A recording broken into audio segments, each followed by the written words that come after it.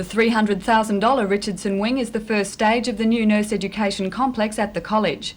In officially opening the building, Premier Rand said it marked the start of a progressive new period for nursing. He said the change in basic nurse education from hospitals to the college sector, coupled with the resolution of the state's Medicare dispute, would solve staffing problems in New South Wales. I believe that once the doctors' dispute is resolved substantially, and we can come to grips with things like the 38-hour week and other outstanding conditions which are affecting nurses, then there will be a better response to our call for qualified nurses who aren't in nursing to come back to nursing. Is there any immediate remedy for the nurses? Well, I'm hopeful that over the next few weeks we can sort out this 38-hour week problem. It's largely a problem of getting them within the guidelines that have been laid down, and guidelines which they must accept and we must accept, because whatever we agree must be approved by the Industrial Commission. But I'm very sympathetically disposed towards the nurses, and I'm truly going to make every effort with my colleague, the Minister for Health, to try and sort the situation out. In a round of official ceremony today, Mr Rand also opened new extensions to the Marysville Branch Library.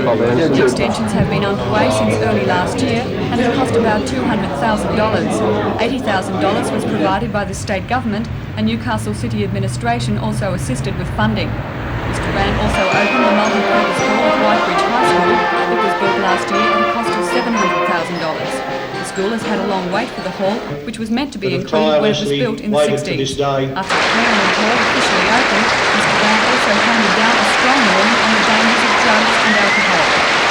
Anyone who feels tempted with drugs really should talk either to their teacher, their mum, their dad or somebody, because if you could only see the lives that are wrecked, the awful consequences, I think all of you as intelligent young people and the men and women of tomorrow would see how really stupid and pointless it all is.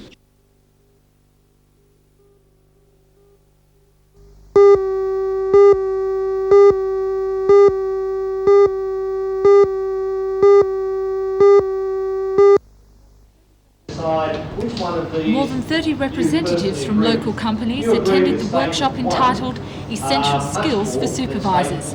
Its main aim was to highlight the importance of the role of the supervisor by introducing them to new methods in time management, interviewing skills, conducting effective meetings and organisational communication. The guest speaker was Dr. Jack Ford, an expert in behavioural science as applied to management training. Today's workshop was the first of 4 half-day seminars, and according to the Hunter Development Board's training executive Mal Davies, supervisory training and development is vital to the success of any organisation. We conducted 19 workshops, 19 half-day workshops in '84, 2 weekend workshops, and we had something like 94 companies in the Hunter sending 180 to 190 people to those workshops. And that covered a wide range of areas, and it's quite obvious that there is a demand for this type of training.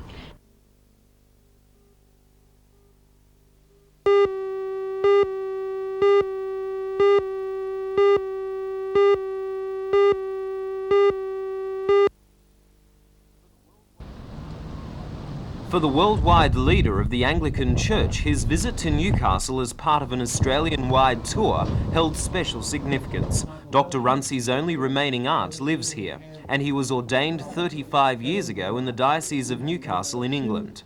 The Archbishop of Canterbury held a media conference where he fielded questions on a wide variety of issues. On the nuclear issue, he came out strongly in favour of multilateral disarmament.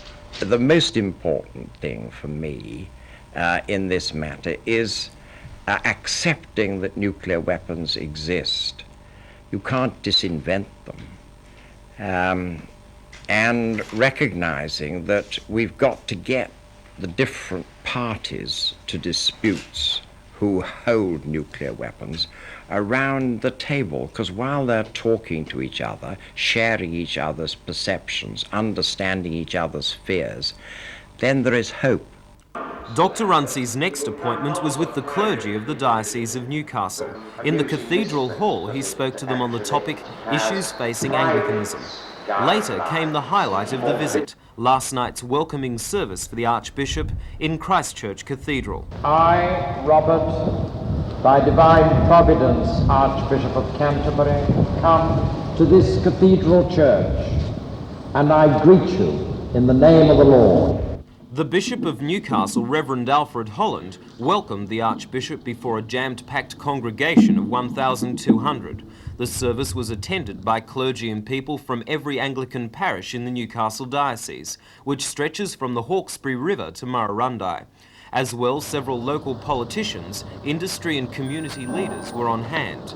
During the service, a procession of gifts were placed at the altar, bread baked specially for the occasion, wine from Tyrrell's, coal from Coal and Allied, steel cast by BHP, agricultural products, and a book left to the diocese by its first bishop, William Tyrrell.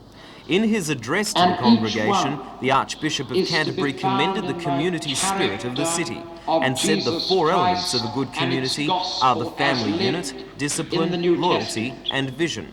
Bishop Holland then thanked the Archbishop for his visit, and the congregation gave him a warm standing ovation. Dr. Rumsey was also given 4 stoles, handmade by church members, a gift to help him remember his historic visit.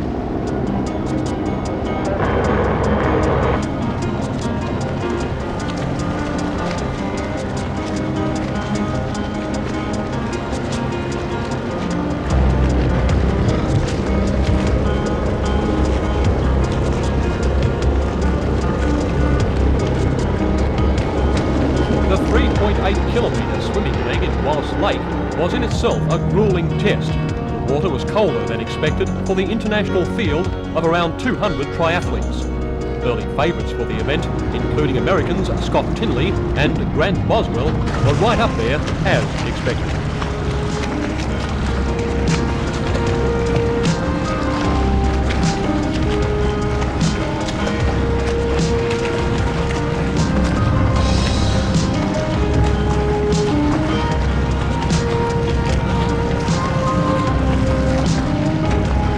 Coming to the swim turn, the field was already well strung out.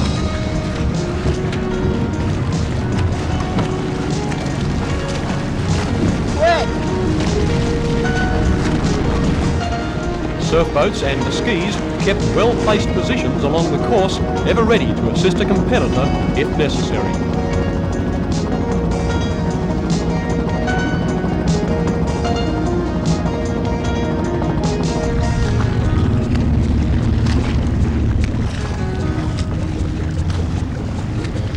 Where am I? Asks Nick Reed of Lane Cove, a polio victim, in more pain than most, with more courage than most. Almost 4 kilometres is a long, long way doing it this way. First out of Lake Wallace was former Australian Olympic swimmer Graham Windian. Cramp.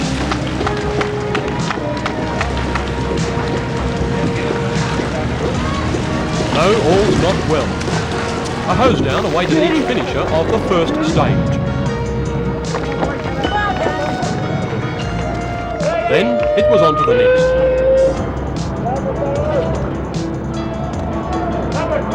A 180-kilometre cycling leg between Pacific Palms, Coolumbuck Range and Foster Tuncurry. Yeah, I know, mate. Tinley's out. Water's cold, right. It's got a feel the top. For those pressing on, any cold feelings would soon disappear. There's one place to move up. There's 7 or 8 out, right? But it claimed 30 victims, including Top C Tinley.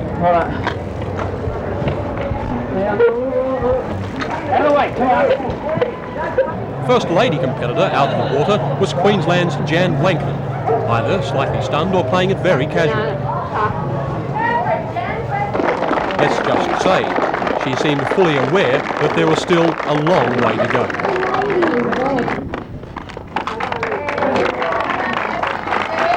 Not far behind were the lady favourites of the event, Canada's Concert Sisters, ranked 1 and 2 in the world.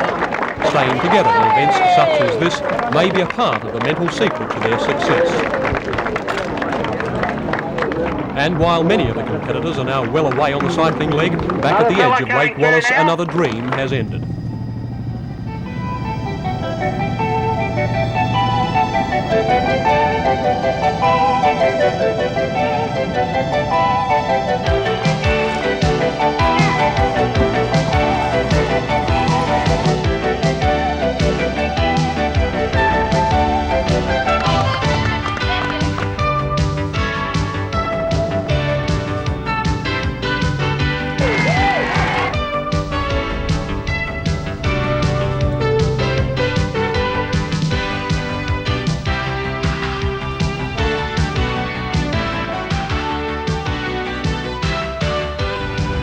How are some of them feeling now? Pretty good. A little stiff. Stiff or not, this is California's Grant Boswell, doing it so well out front. He didn't lead from the start, but during the cycling leg pushed ahead. The Bulla-Dealer turnaround, and downhill Boswell goes. Another patch of slight relief in this extraordinarily demanding triathlon. For others though, no respite.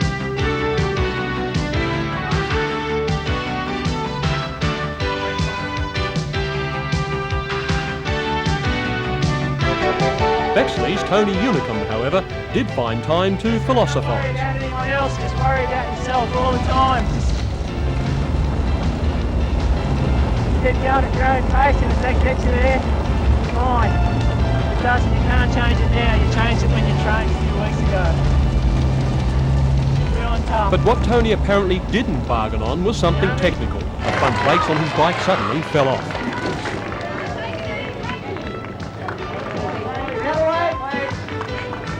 Then, shortly after that, it seemed a jinx was at work. And again the brakes came adrift, lodging in the front wheel and throwing Unicum to the bitumen. He was in the first 10 at the time, and after displaying courage like this, there's little wonder he's a top triathlete. But troubles were fairly widespread. This Canadian lady has 2 flat tyres and a bee sting to the chest. That's enough for one day. But not for leader Boswell, who comes into the changeover at Foster for stage 3. 6 hours and 2 minutes after the start.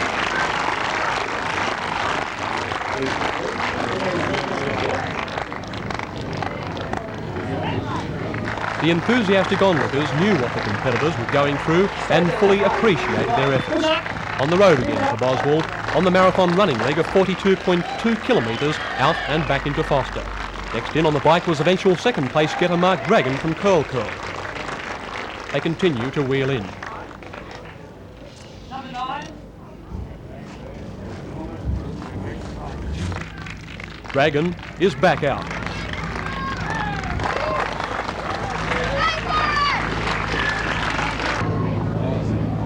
First lady at the last changeover was the ladies division eventual winner in New Zealand's Erin Baker, who incidentally went on to break a new world women's record. Erin Baker, the first woman running out.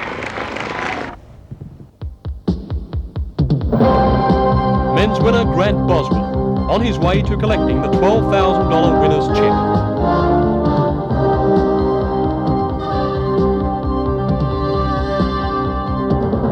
Mark Dragon, a worthy runner-up. And a remarkable effort by an 18-year-old Stephen Foster of Victoria in finishing 3rd, epitomising a day of superhuman efforts.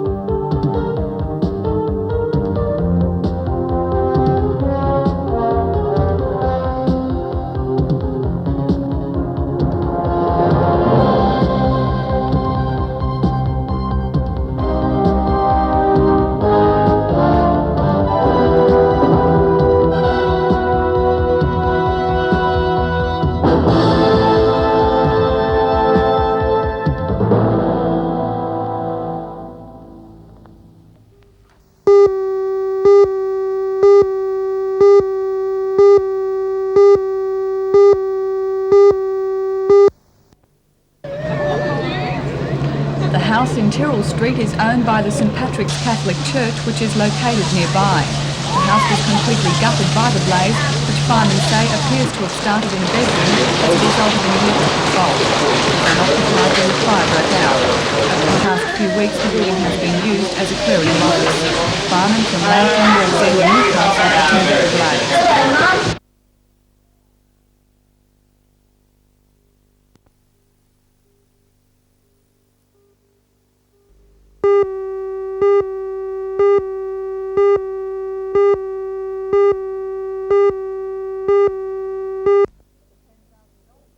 The $10,000 sponsorship was presented at a function, appropriately enough, at Fanny's nightclub. Co-owner Warren Droom presented the cheque. He said the sponsorship was a way of saying thank you for the support the nightclub has received from young members of the community. Club president John Fleming said sponsorship has become essential to the successful running of rugby league clubs in Newcastle. These days it's almost essential that clubs get the backing of business houses so they can put a competitive team on the field.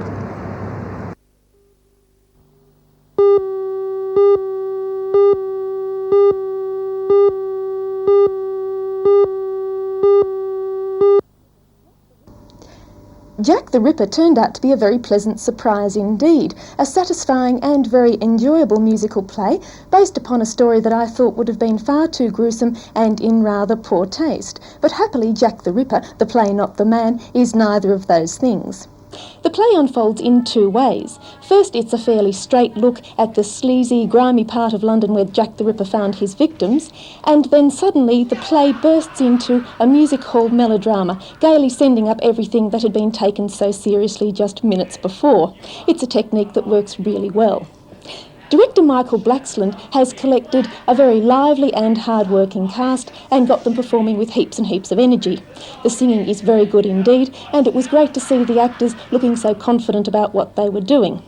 And I must mention too that the set of scaffolding, stairways and passageways is one of the best I've seen at Rep for quite some time. And the cast and the director used it to create a very free-flowing, good-looking and atmospheric play. I think that Jack the Ripper is a real winner for Newcastle Rep.